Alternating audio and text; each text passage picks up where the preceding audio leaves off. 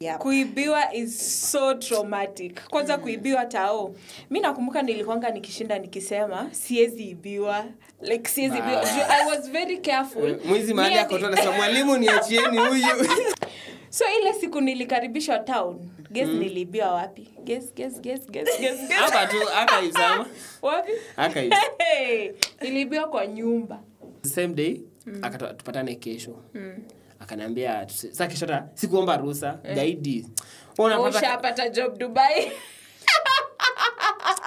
Wewe unakuja kufanya nini hapa? Hata singoenda kuambia manager wewe. Sikuomba ruhusa. Wewe sikuwa feel kuambia manager wewe. Unijui. Unajua mimi nani? Sikuomba ruhusa kesho yake tukapatana mahali alikuwa na mtu mwingine anamuuliza unaenda wapi? Lakini alikuwa anamwacha tu hivi. Akaniambia anamfanyia hivi mwenzake. Alikuwa na jamaa mwingine. Narudi. Sio kama anajua shughuli haraka na chapanisha nirudi. It was around 7. So nikaulizia around kaambiwa sasa hii huwezi pata Safaricom shop yenye watakufungia line because it's already late.